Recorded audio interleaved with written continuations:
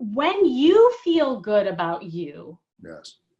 others will too. When you love you, others will too. And it all comes from within.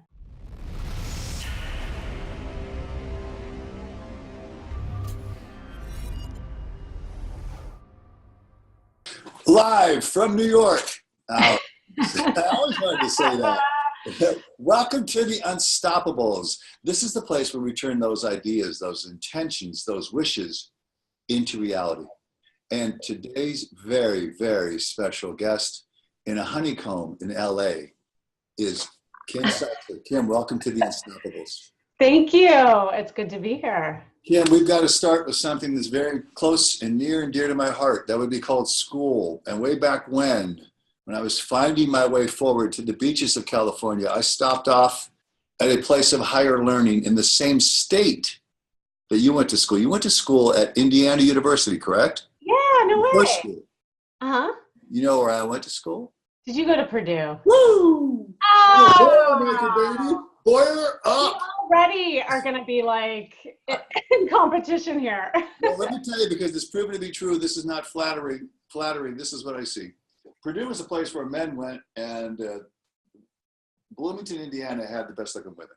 But we had the guys. We had the astronauts, we had the alphas, but you had the women, kind of bikers, good basketball at the time. It's kind of switched roles now. So that's my Red Bricks, West Lafayette story. But you know, you and I pulled this from my research, and one of the things you write about is that if you have a closet, see, if you got a closet from 1995, your wardrobe is dated, you need a makeover. But there's so much more to your story and what you're bringing to the table in terms of confidence, which is, you know, clothing's a part of it, but how you carry yourself. So I'm going to dive right in and let you go 30,000 feet to as granular as you'd like to go about what it is you do, how you started. Just give it to me. You want the whole story? And nothing but. I can handle the truth. I can handle the truth. How long do we have? Because I have a story, but I will. Is you keep my interest. Oh my God, awesome. Cut me off at any time. So, I mean, the story has it. I mean, the truth was, in my previous life, I was a therapist, and I lived a very, shall I say, Midwest life. I had the dog, the husband, the kids, the picket fence, a great practice. And we decided to pick up and move here to La La Land. And we did what all the other people here did. And that is get a divorce, obviously. I'm joking. There were other. But Kim, no, Kim, you're. Yeah. I'm with you on that. But what was the catalyst behind the decision to move from that bucolic Midwest, you know, the place of family values and the place of the dog and the hearth and everything inside the house to La La Land? What was the catalyst? The weather. It's a good one. Is that fair to say, the weather?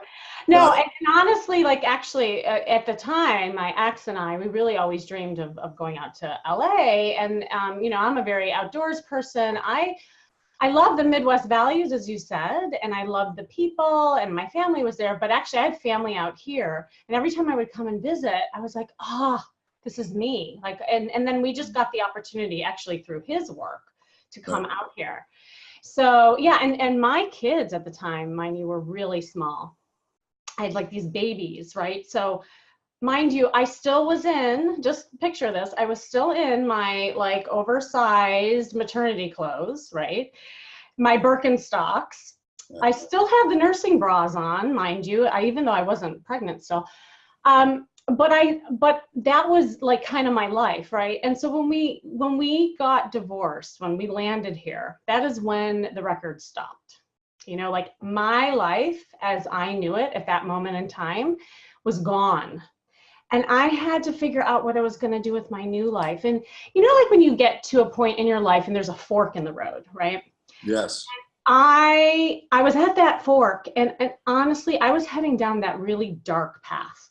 Because if you knew me then, I was in this very dark period. Like, you know how Picasso has different colors of his life? Like, that was my black period, reflected in my clothes and in my face. And I remember looking in the mirror and hating what I saw. I saw a really sad mom.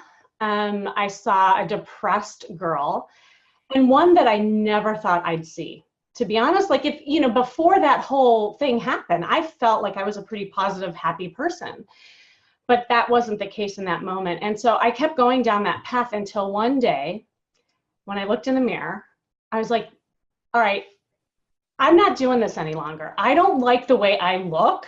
I'm going shopping. And this is honestly where this whole thing started. And I knew at that point I couldn't be a therapist, because if anyone had come to me, you know, at that moment in my life, I'd be like, you think you have problems? Let me go on the couch for a second, because I was in no way, shape, or form ready to help people in that capacity. But there's some key things you said, and I don't want to interrupt. I want to just put it on no, pause go and for it. right back to it. You looked into that dark place. That's the abyss. Yes. And people that look into that dark place and come to that fork in the road, they have a decision. And no decision is a decision. I've been like that Robert Frost poem, and taking that road less traveled. Many people don't have the awareness you had, don't have the courage you had to take those steps through awareness by looking in that mirror and saying, I don't like what it is that I'm seeing in that reflection, and actually make the change. So that took a power, that took a conviction. And now you're at a place where you're getting rid of those maternity clothes, the Midwest clothes. I came out here, you know what they told me? When I first came to California, they dropped me off at a Carl's Jr. That was the place, like a Hardee's. And the guy said to me, you need to get a new wardrobe. It's the first thing he said, because I had the Midwest stuff, right? You know? Yeah, total Midwest. I know. It was like fascinating. So, okay, you're in a clothing store. So I'm going to, right. But what you said is so true. And this is what I teach clients now. You know, we are always in our own way, right? Every single we are the obstacle. No one else. It's no one else. It's you. You know, and I knew that. But like you said, at that time, I didn't think that was courageous. I just knew that I had to do something different. Looking back, I see what you're saying. And you know, because people say that was so courageous. I just was like on an automatic mission at that point, because I didn't like feeling that way. And here's the thing, and this is like, you know, what I want to really highlight, because I work from the outside in. A lot of people work from the inside out. At that point, I had a great support system, I knew. I had I had so many friends. Tell me about working from the outside in. Right. Well, because here's the thing. I was working internally. I was talking to death, to all my friends, to therapists, to counselors. I was trying so hard to get out of that dark period. But it wasn't until this moment I went shopping. So this is what I want to tell you about. So I went shopping, and I'm thinking I'm getting a new wardrobe, but what do I pull? Again, all these black clothes that were like three sizes too big in my cocoon, my comfort zone, right? Yeah. And so I'm pulling them, and I'm like going into the dressing room, and all of a sudden there's a knock on the door. And it's this personal shopper, and she's like, excuse me, ma'am, I was wondering if you wanted to try on this. And she holds up this red dress that looked like 3 sizes too small. I said, that is so sweet of you, but that is so not my size, and that is so not my color. And she said, honey, that is your size, and that is your color. And I kind of crinkled my nose. I grabbed it. I begrudgingly like slipped it on. I twirled around like Cinderella, and I looked in the mirror, and I was like, holy, I don't know if I can swear on here. Can I swear on here? Yes, say it. I said, holy shit. Yeah. I said, this is me. She was right. But I hadn't seen me in so long. Like, it was this like visceral moment that I felt different in my body. And this is what I mean by the outside in. I had to see myself differently in order for me to shift. And from that moment on, my life changed. I kid you not. I bought that dress as a costume. And I say a costume because, like Halloween, when we all slip on costumes, we suddenly act differently. There's a lot of research behind this. Yeah. And when I wore it, I still didn't believe it was me, but I had to marinate in it to become it. And my confidence started growing. I started getting, you know, attention from people and men. And it was just like this world opened up. And so I realized there was this symbiotic relationship between the outer and the inner, and what we portray on the outside does reflect how we feel inside. And this was how my business was born, to be honest. And from there, like the yellow brick road that I go down, I was collecting kind of tools in my basket to get to where I am today. In symbiosis, we feed off each other. So it always reminds me of when I used to fish in Cabo, and you see those little suckers on the bottom of a marlin. So you knew they were helping each other out. Oh yeah. That symbiotic type relationship. This is fascinating to me in this way, and I want you to tell us about this. Mm-hmm. You looked from the outside in, which is the antithesis of how I've always done it with confidence. Is I've always looked from the inside and projected it out. I think the marriage of the two, and somewhere in the twain, probably is a pretty good place if you can exist. You know, that fork, and really come down and say, I'm building my confidence from within. I'm building my confidence from the external. However you get there, confidence is paramount. Boardroom to bedroom, confidence is key. You like that one, you will take it, aren't you? Oh, we could go there, honey. Yeah, we could go there. See you in a little honeycomb. Now we're saying shit and honey. Man, we're like a married couple. Put that toothpaste back on the top. The top of the toothpaste. Sorry, we're going to go there. So tell me about. That's what you do? The toothpaste thing? No, I do weird things with it too. Oh, God. Whose advice do you take? Oh, so many. I mean, I have so many mentors, I would say. But the biggest mentor, to be honest, is my mom. Yes. My mom was my rock. My mom, and actually my dad passed away when I was 16, which is another hurt, I think inside. But he was such a beautiful man and role model, and he's always with me. And so I believe my parents have given me the foundation and that strength to be resilient, and especially going through what I went through. And then from there, I mean, I just think there's so many amazing coaches and mentors and people out there that I admire. And then I always say it takes a village, to help people.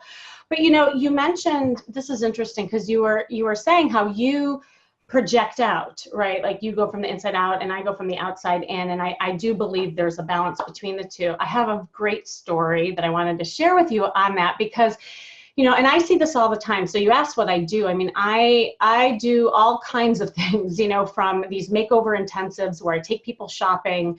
If they're single, I do these wing girl sessions where I take them out of the town and help them flirt and work with their body language, their first impressions.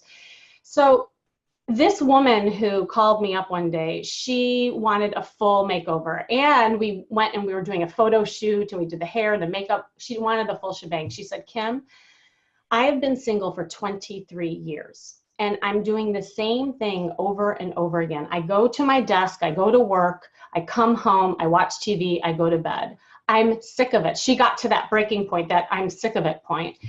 And she called me on a whim. And so she flew out here. And the first thing that I do with people is and this is the therapist in me, is figure out where she came from, her journey. Because I believe our past is connected to the future, and the choices we make, the patterns that get created. And I needed to understand her story in order to help her get unstuck.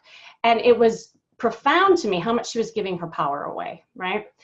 And anyway, so we were, doing this process. Then we were about to go shopping. She says, Kim, I have something to tell you. And I was embarrassed to tell you. I said, what is it? She said, I haven't looked in the mirror in 23 years. I said, you literally haven't looked in a mirror. She said, no, I haven't looked in the mirror. I hate my body. I hate the way I look. I hate myself. So as a therapist, as somebody who would be like working from the inside out, I might have sat her down and talked about her body image and her self-esteem and doing exercises. But that wasn't what that woman needed at that point. I said, I understand. Thank you for telling me. Let's go shopping. I gave her a little bit of tough love. And so we went into the store and I was holding her hand and she's crying. She's looking at the mannequin. She's like, that's not me. I said, it is you. Hold on. I grabbed a jacket. I grabbed these like really sexy boots. And I said, I want you to do me a favor. I want you to put this on. I want you to twirl around, look in the mirror for 5 seconds. That's all I want you to give me. And she did it. And like the red dress moment for me, she was stunned. She started bawling. She said, Kim, I've never seen myself so beautiful in my entire life. Now we're like both crying and it was like this moment, right? And from that moment, I literally, I think, created a monster. She is going around the department store, grabbing dresses. She's changing with the door open. She's so excited with this like new empowerment she had. We did a photo shoot, blah, blah, blah, blah. She goes back home, dates up a storm. I get an email from her 6 months later that she's in a successful relationship. That's the power of the outside in.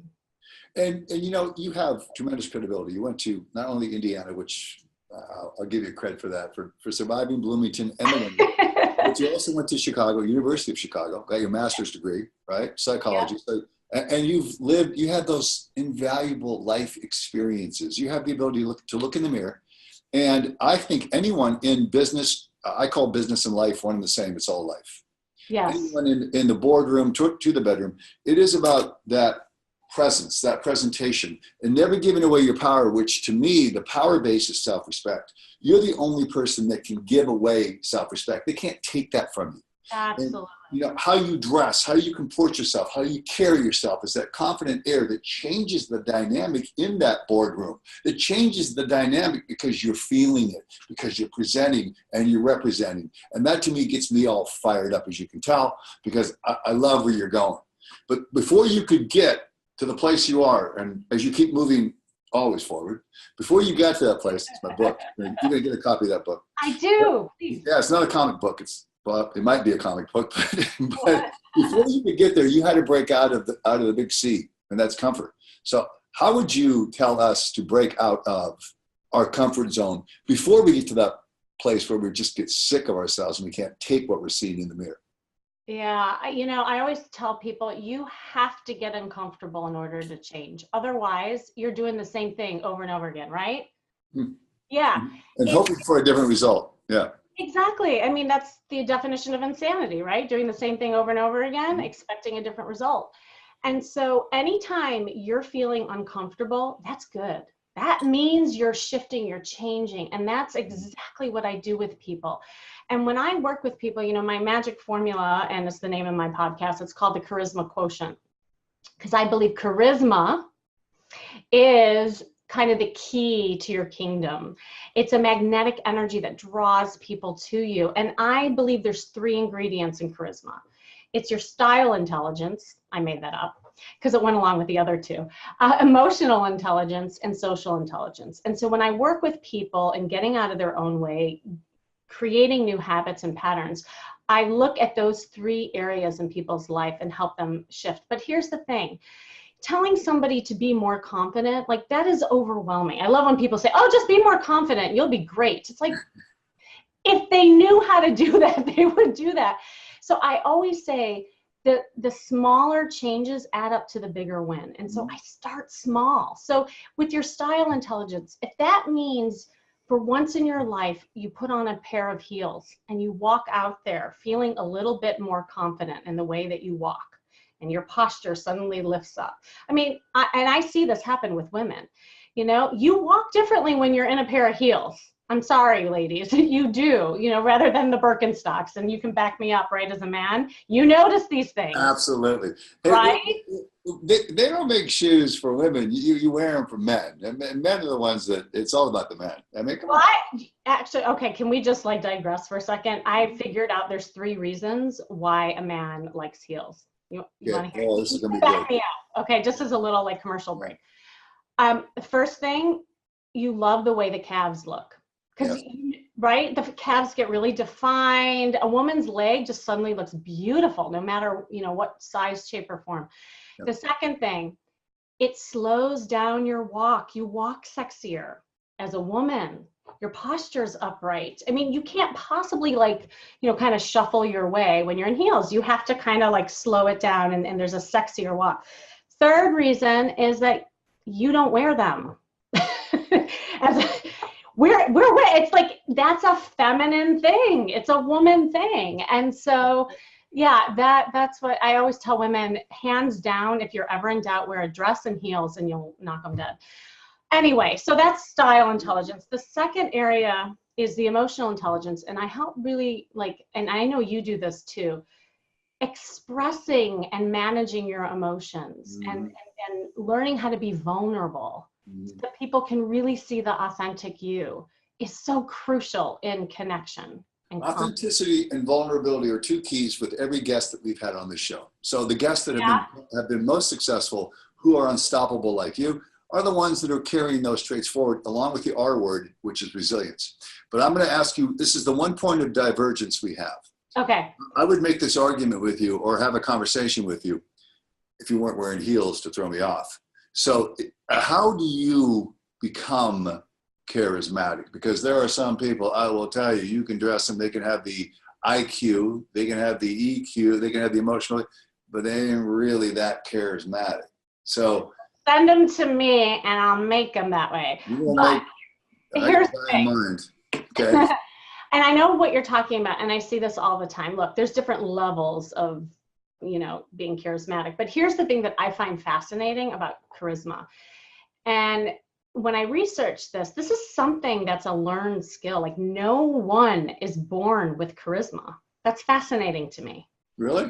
Yes, and research backs it up. So I'm getting uncomfortable now. You're so charismatic because you probably learned it somewhere. You learned it and you were reinforced in it. And there's probably little areas you still need tweaks in your charisma. Everybody has that. But I always say, like, your environment, you know, your role models, people around you shape that. And so I see this all the time. I can take a plain Jane and turn her into a sexy vixen based on these 3 ingredients. And I see, and then they attract love, they attract opportunity. And so I know it's true because I've seen it, and I see it over and over and over again. So I'm sticking with that. Body language is a key, and we'll have this conversation later. Body language is a key and fundamental trait, I mean, for attraction, whether it's in a bar, no matter where it is. Yeah. What are the fundamental do's and the absolute no's to body language? Okay, the absolute no's, and this is something that's almost an epidemic. I'm trying to eradicate this horrible, horrible thing, one woman at a time. It's called the resting bitch face. You might have heard of it. I might have experienced it. You might have seen it daily, but I don't want to throw anybody in a bus. Right, you might have seen it. Now, I mean, with men, it's a little bit different, and we can talk about that in a second. But I would say that's the easiest thing to take, you know, kind of off your Botox. Oh, awful. Boom, you were right here. I know, being an LA girl, you had to go there. In LA. I know, but I'm still like this Midwest girl that it's part of the drinking water. It's a culture. Yeah, it is a culture. But here's the thing, there's nothing better than a smile and eye contact. Like, they're such easy things to do, yet we forget about it. And here's the thing, I mean, we're just getting to be such busy people, right? We're all in our phones. We have so much on our mind, and especially women, you know, we're getting really powerful in the workforce, and we're multitasking, and we're doing so many things, and everybody is so in their head. We forget how to be present, and it starts with our body language. It starts with noticing who's noticing you. And if you just go, yes, right? Awareness. And if you just go to the resting bitch face, you're in a conference room, people are trying to read your emotional capital, the emotional quotient, and they're not getting a read on you, that shuts people down. You've got to have a certain level of expression that brings you into that emotional fold. I totally agree with you on that. We're 100% there. So what are the other do's and don'ts besides the resting bitch face? The other thing, you know, I always focus on 5 zones. So that's zone number 1 is the face. The other thing is just like kind of this upper part of your body, you know, loosening that up. A lot of people are hunching over, or even like with your arms, like crossing the arms, you know, that looks like you're closed or you're bossy. Staying like this for the rest of the interview. Yeah, but you say it with a smile, so it's a little like confusing there. Instead of being open like that, right? There you go. I have no weapons. Look at me, I have no weapons. Yeah, exactly. Can I tell a funny story around that? Yeah, go.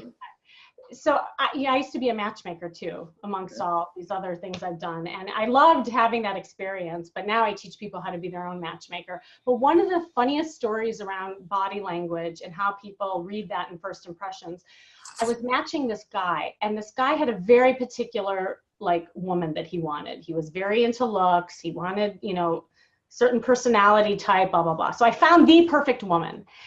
And as as a matchmaker, it was great because I could show him the picture while I had him on the phone. So I could get like kind of his reaction. And so he said, I showed him this picture of this woman, and she's like this. Her arms are folded. She had this gray sweater that kind of like was frumpy, and it was washing her out. And she was looking into the camera, and she was going like this. And all of a sudden, hands down, he goes, no. I said, wait, excuse me, what? No? He goes, yeah, no, no way. I said, what are you reacting to? He said, honestly, she looks like she would kick my ass. I don't need that negative energy in my life. And so I said, okay, well, hold on. I have another picture. Second picture. She is in a really like beautiful dress. She's outside. The light is softly shining on her skin, and her hair is like kind of like this, and it's blowing, and she has this like smile. And all of a sudden I hear a thump on the other end. He had fallen off the chair. And I said, are you okay? He's like, oh my God. Yes. I can't believe I almost turned her down. I said, so what was it in the second picture? He said, because she looked feminine. She looked approachable. She looked warm. And he was so reading the body language and also the attire that she was wearing. So in first impressions, this is what research says. It takes 30 seconds, now even quicker with Tinder and Bumble. And all people are reading are your attitude, which is within your body language, and also what you're wearing. So first impressions are huge when it comes to opportunity, business, and attraction. Leverage your experience for us. And in your experience, what is in the mix for a great, healthy relationship? What is it that's essential ingredients? If you don't have that, you have no chili. You know, I mean, yeah, when I work with people, I almost look at what phase they're in. You know, I believe that there's 3 phases in dating. You have courting, you have pure dating, and then you have relationships. And usually and this is interesting to me, what I find is where people are strong in one phase, they fall short in another. So people are great at the game and the cat and mouse chase and the flirting. When it comes to commitment, they fall short. And so it's looking at the little nuances and looking at people's history and understanding where they're coming from and why people get tripped up, you know, when it comes to relationships and commitment. And so I don't believe in like cookie cutter answers here or approaches, because I think everybody is different. We all have come from different journeys. What makes 2 people like kind of click in their 20s is totally different than 2 people clicking at like our age, right? Like we've had more life happen to us. There's other things going on in our lives.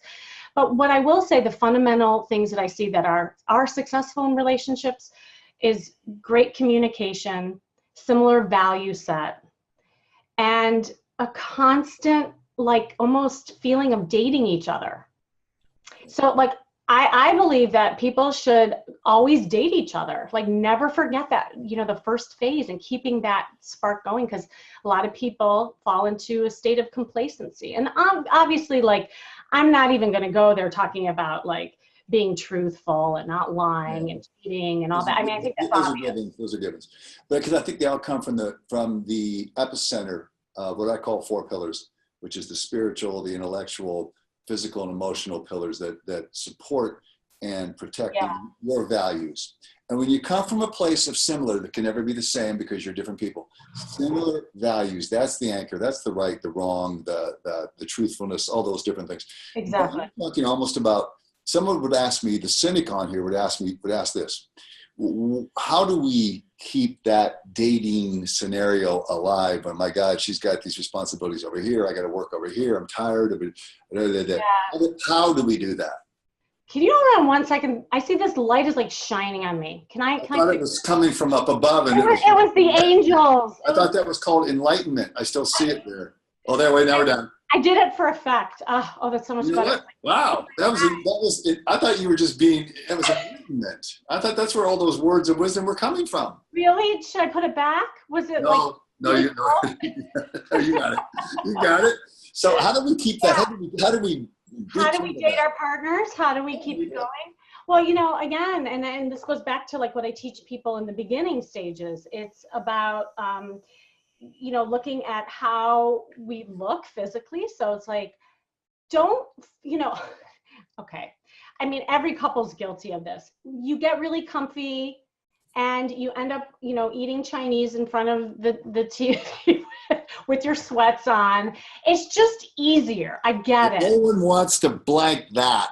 But I mean, and no, there's nothing wrong with it. No, there's nothing wrong with it. And actually it's great, but it would be nice to break it up a little bit and actually have a date night where the two of you get dressed up. Remember, like the first time you saw each other, and put like intention into your outfits and what you wear, because here's the thing. And this relates to confidence and what we talked about in the beginning. When you feel good about you, yes, others will too. When you love you, others will too. And it all comes from within. Great point. Great point. Where are you with me, or are you against me, or are you kind of in the middle on this?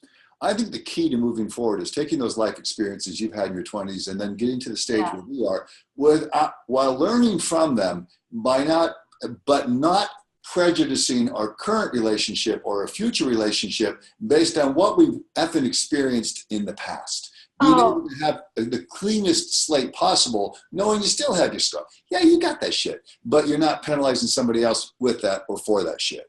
Oh my God, I'm so with you. And in fact, I say that every relationship, every encounter is a gift.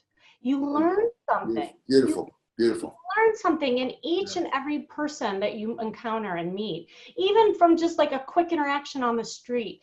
Yeah. And if you look at the gifts of what people gave you rather than what wasn't or how horrible it was, then you have a different perspective moving forward. I always use the metaphor, when you're in your 20s, and if you're a fisherman fishing in a pond, you're an inexperienced fisherman, and you put your pole in and you see there's so many fish and there's a lot of variety, and you kind of catch one and you think that might work for you, and you try it and maybe it doesn't work, but you don't have enough experience. So fast forward, you get to be more experienced as the fisherman.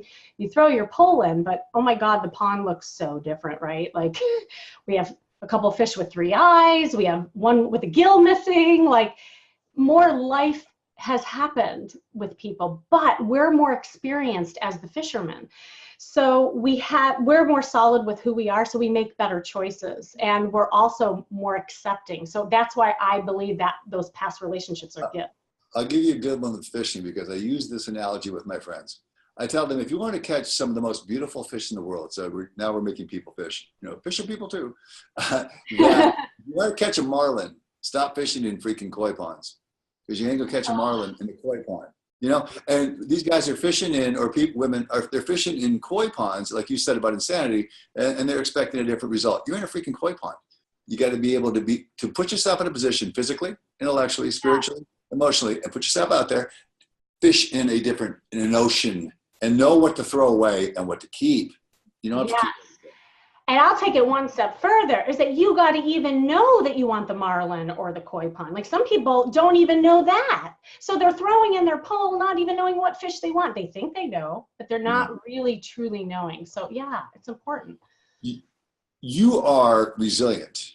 You've been able to move forward and become unstoppable. And one of the things we strive for on this show is for the audience to take something away and say, wow, I learned something there. But to me, as I listen to this, you found the fork, you were able to look into the mirror, you had awareness, you knew you had to make a change, you had an epiphany, so to speak. I hate to use that word, but you did. Those are some of the things that made you unstoppable. What else do you think is the key to being unstoppable and moving forward with what I perceive to be a great attitude and a whole lot of substance behind that style? I think I just want to highlight what I said before, is that trying to change is so overwhelming. And I think when people kind of get stuck and they can't change is because they're thinking about it in a too big of a way.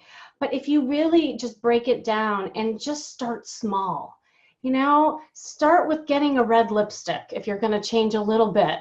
Start with, actually expressing yourself and how you feel about that appetizer next time you're on a date. Start by looking at a guy and smiling when it comes to like interacting with the world. Those are those 3 areas that I talked about: your style, your emotion, your social. they will add up to the bigger changes. It layers upon itself. I know for me, it started with that red dress. Now, if some, you know, back then, if someone were to tell me that that red dress would change my life, I would have been like, what are you talking about? But that was starting small. I had to start there. And so that's why I want everybody to really understand. Now you probably got the red bottom shoes. You're just talking about heels. You probably do. Oh, I got shoes, honey. I got lots of shoes. That was an easy one. I knew the glove fit before I ever asked the question. Okay, I knew where we were going with that. Where do I find you? And I looked on your website, and you've got really how to date from divorce, dating for divorced people. There's image. There's part of an image. But where do we find you? Because you've got people now that are inquiring about you because you do have a lot of substance behind this whole style makeover. Where do we find you? Well, the easiest to find me on my website at eliteimageMakeovers.com. I'm all over social media at Seltzer Kimberly's, at Twitter and Instagram, Kimmy Seltzer.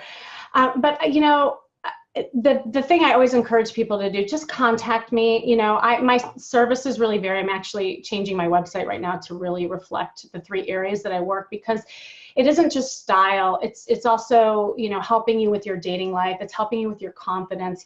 And I work with a lot of business people too, truth be told. You know, that dating is just one aspect, but I also help people attract more business and feeling confident. And so that's another area, you know, I can totally help you with, because really it's the same skill set, real, you know, flirting. Here comes something from left field.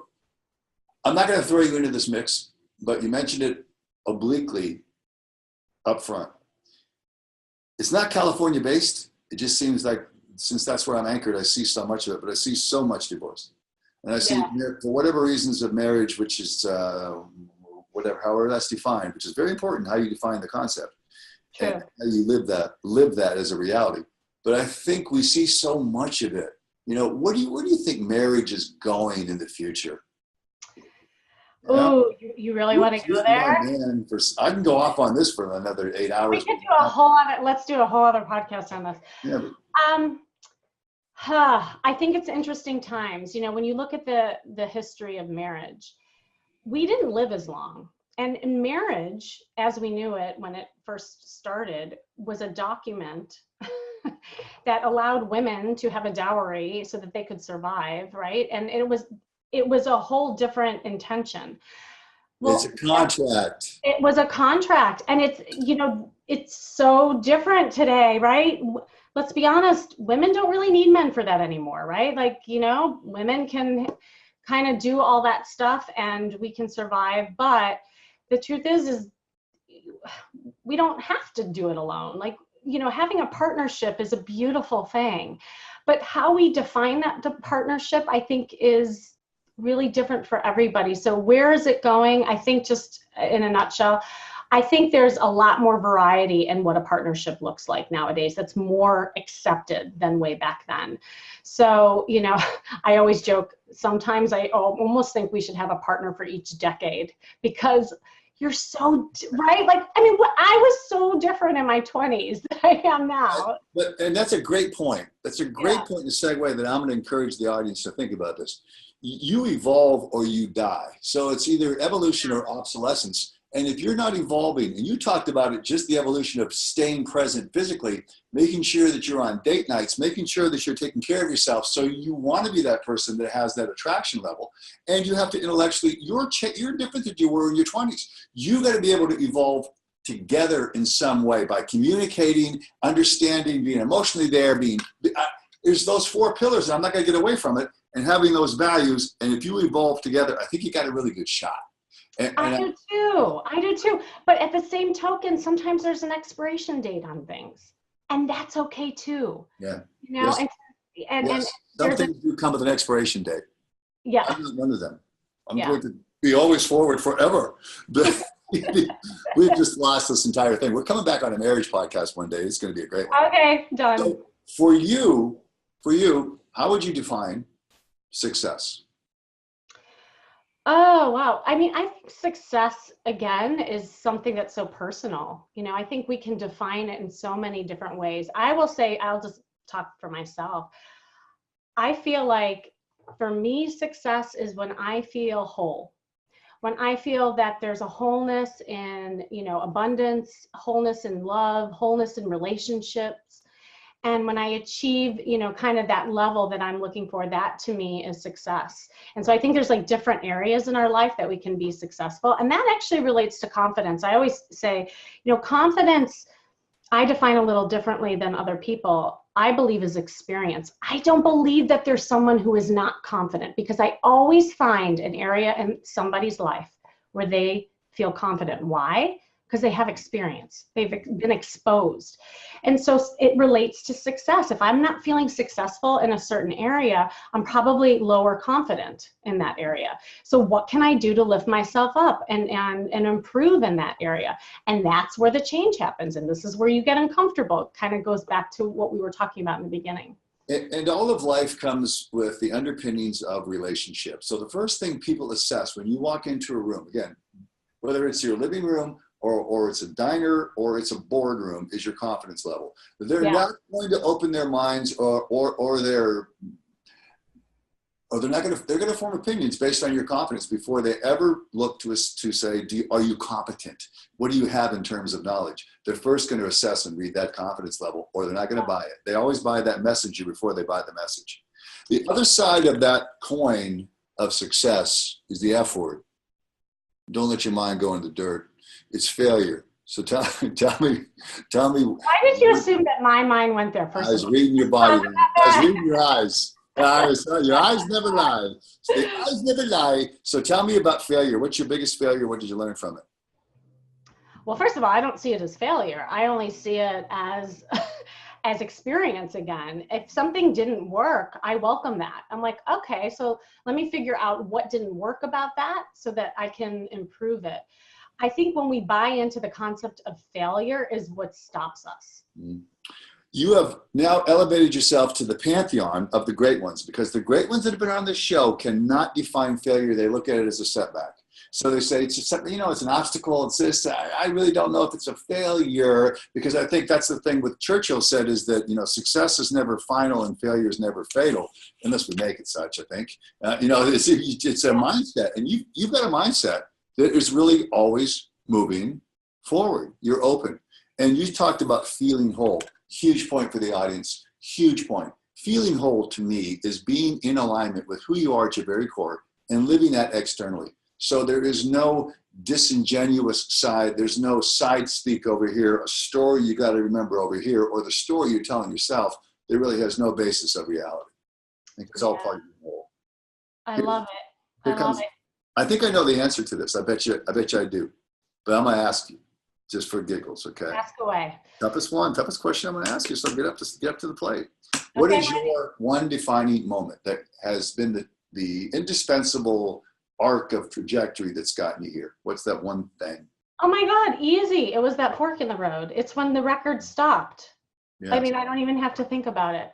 And, you know, back then I would have said, oh my God, like my life is over. It's the worst part of my life. I can't believe I'm going through this. This isn't me. Like, how many people have said this?